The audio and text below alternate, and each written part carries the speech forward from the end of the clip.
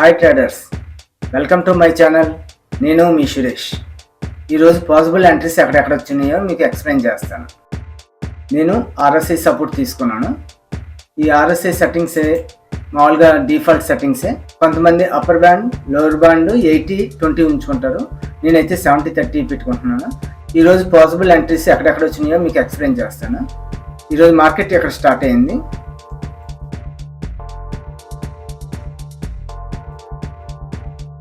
Start అయ్యి ఇక్కడ ఉన్నప్పుడు మనం ఎక్కడి వరకు వస్తుంది అనేది ముందు మనం చూసుకోవాలి.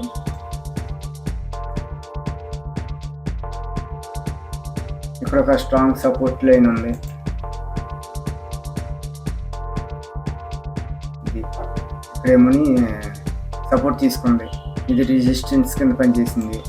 అలాగే బ్యాక్ సైడ్కి వస్తే ఇక్కడ కూడా స్ట్రాంగ్ సపోర్ట్స్ కింద ఉంది. కాబట్టి ఈ లెవెల్ దగ్గర ఆగొచ్చు, ఆగి మళ్ళీ రిటర్న్ అవ్వచ్చు అని అనుకుంటున్నాను. రెండవది, దీనిపైకి వచ్చేటప్పటికి ఇక్కడ ఇన్బ్యాలెన్స్ ఉన్నది ప్లస్ ఆర్డర్ బ్లాక్. ఇది ఆర్డర్ బ్లాక్ కింద తీసుకుంటే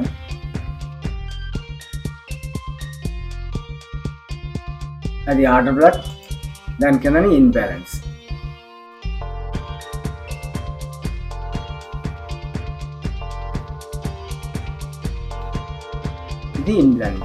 ఇది ఇన్బ్యాలెన్స్ అంటే మార్కెట్ ఎంతవరకు రావచ్చని అనుకుంటున్నాను. వచ్చి రిటర్న్ అవ్వచ్చు, ఎందుకంటే ఇన్బ్యాలెన్స్ ప్లస్ ఆర్డర్ బ్లాక్ కూడా ఇక్కడే ఉంది.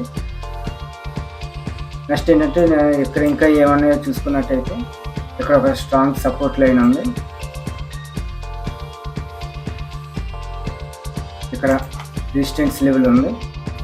ఈ రెసిస్టెన్స్ లెవెల్ ఇది అంటే ఈ 3 స్టెప్పుల దగ్గర మనకి ఆగుతుంది అనేసి మనం ముందుగా మనం అనుకుంటున్నాం. ఇప్పుడు మార్కెట్ ఏ విధంగా వెళ్తుందో చూద్దాం.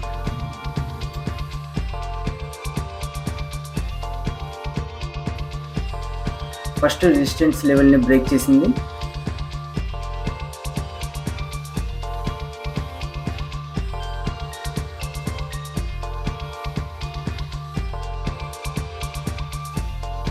దాని తర్వాత ఇదే సపోర్ట్ తీసుకుని పైకి వెళ్తుంది.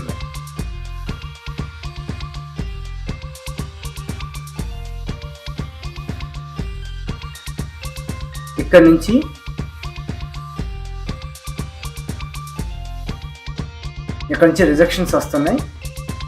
కాబట్టి మనం ఇక్కడ ఆర్ఎస్ఐని మనం చూసినట్టయితే ఇక్కడ ఆర్ఎస్ఐ ఇది హై విక్ మళ్ళీ ఇక్కడికి డౌన్ వచ్చింది. కాబట్టి ఇది డౌన్ ఇలాగ ఒక ట్రెండ్ తీసుకున్నాం అనుకోండి, ఆర్ఎస్ఐ ఎలా చూపిస్తుంది, కిందకి చూపిస్తుంది.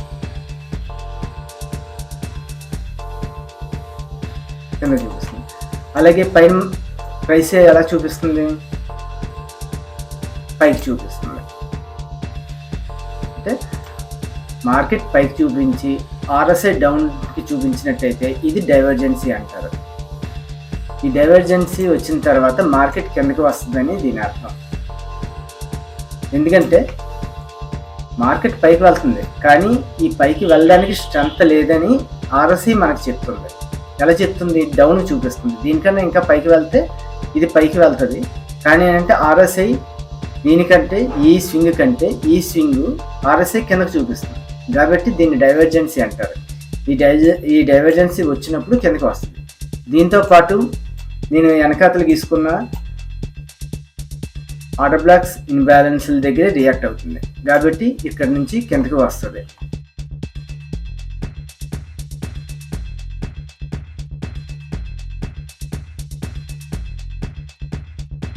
ఇక్కడ మనం ఎంట్రీ తీసుకోవచ్చు అన్నమాట.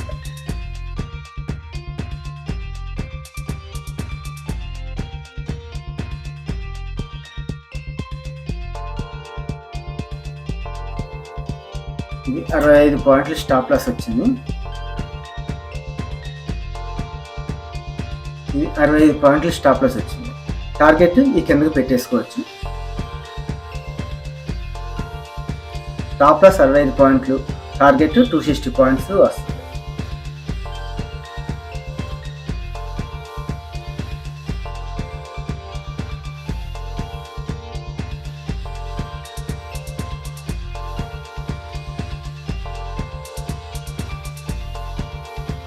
మార్కెట్ ఇక్కడ ప్యాటర్న్ ఒకటి క్రియేట్ చేసింది. దీన్ని కూడా మనం చూసుకున్నట్టయితే ఇక్కడ మళ్ళీ మనం పైకి వెళ్తుందని కంగారు పడవలసిన అవసరం లేదు. ఎందుకంటే ఇక్కడ ట్రెండ్ లైన్ క్రియేట్ చేసింది. ఈ ట్రెండ్ లైన్ బ్రేక్ చేసింది కాబట్టి మళ్ళీ డౌన్ కిందకి వచ్చేస్తుంది.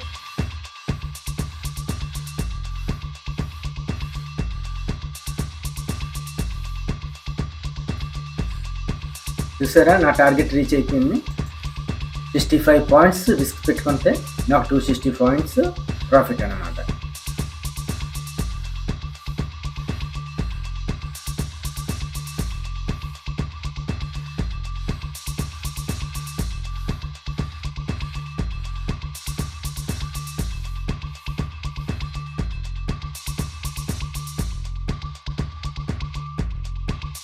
ఇది డ్రాప్ బేస్ డ్రాప్ కాబట్టి ఇది బేస్ క్యాండిల్స్కి ఒక లైన్ తీసుకున్నాను. అలాగే ఇక్కడ నుంచి ఇది ఇన్బ్యాలెన్స్,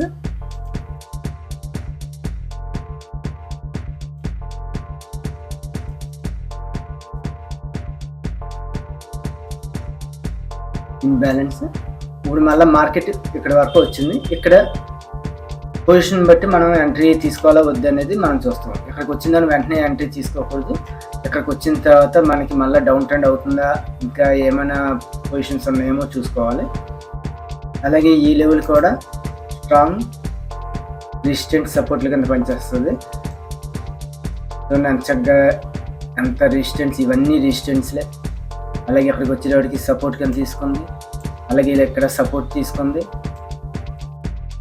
ఇక్కడికి వచ్చిన తర్వాత ఇక్కడ రియాక్షన్ బట్టి మనం ఇప్పుడు ఎంట్రీ తీసుకుంటాం.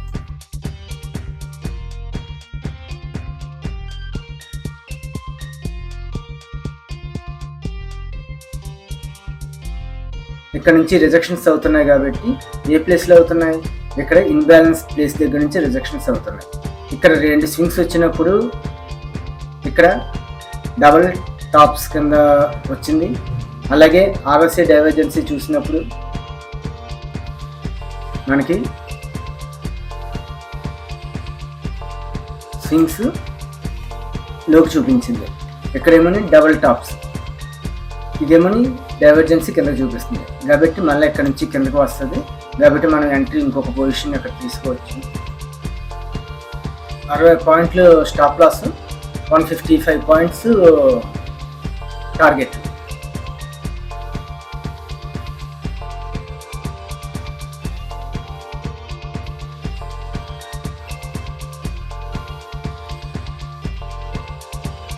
ఓకే, చూడండి నా టార్గెట్ అయితే రీచ్ అయిపోయింది.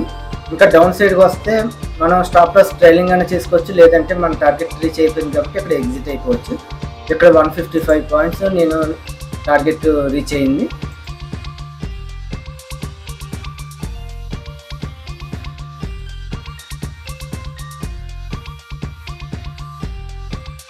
ఫస్ట్గా మన డైవర్జెన్సీ వచ్చింది అని టక్మని పెట్టకూడదు. ఇవన్నీ డైవర్జెన్సీల కింద మనకు కనిపిస్తుంటాయి, కానీ ఇక్కడ మనం అనుకున్న ప్లేస్కి అది వస్తేనే మనము చేయాలన్నమాట.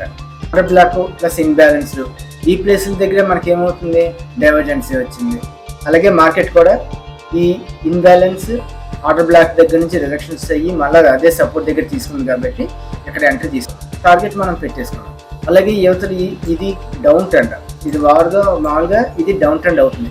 డౌన్ ట్రెండ్ అయిన తర్వాత అప్ ట్రెండ్కి వెళ్తుంది. అప్ ట్రెండ్ అని కన్ఫర్మ్ అవ్వలేదు, కానీ ఏంటంటే ఇక్కడ డ్రాప్ ఉన్నది, ప్లస్ ఇంబ్యాలెన్స్ ఉంది.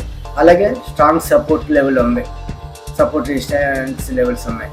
కాబట్టి ఇక్కడ వచ్చేటప్పటికి మనకి మళ్ళీ డైవర్జెన్స్ వచ్చింది, ఇక్కడ డబుల్ టాప్స్ వచ్చింది. కాబట్టి ఇక్కడ నుంచి మళ్ళీ డౌన్ సైడ్ వస్తుంది అనేసి మనం ఇక్కడ ఎంట్రీ తీసుకున్నట్టయితే మళ్ళీ ఇది 155 పాయింట్స్. మళ్ళీ పైకి వెళ్ళింది, ఇక్కడ డైవర్జెన్స్ వచ్చిందని అంటే ఇక్కడ మనకి నెక్స్ట్ ఫర్దర్గా ఇక్కడ ఆర్డర్ బ్లాక్ కానీ ఇన్బ్యాలెన్స్ కానీ ఇంకొక అదర్ ప్యాటర్న్స్ కానీ ఇక్కడ ఏమీ లేవు బ్యాక్ సైడ్. కాబట్టి ఇక్కడ మనం అనుకున్న డైరెక్షన్లో వచ్చినప్పుడే మనం ఎంట్రీ తీసుకోవాలి, అంతేగాని అది పైకి వెళ్తుంది అనేది మనం తీసుకోకూడదు. ఇక్కడ కన్ఫర్మ్గా 2 కన్ఫర్మేషన్స్ ఏమొచ్చినాయి, ఆర్డర్ బ్లాక్ ఇన్బ్యాలెన్స్, అలాగే డిమాండ్ సప్లై జోన్స్, అలాగే సపోర్ట్ అండ్ రెసిస్టెన్స్, ఇవన్నీ చూసుకుని మనం ఇక్కడ కన్ఫర్మేషన్తో ఆర్ఎస్ఐ డైవర్జెన్సీ చూసుకుని నేను ఎంట్రీ తీసుకున్నాను. ఇది ఫ్రెండ్స్, మీ అందరికీ నేను చెప్పి ఈ కాన్సెప్ట్ అర్థమైందని అనుకుంటున్నాను. Thank you for watching. Please like, share and subscribe to our channel.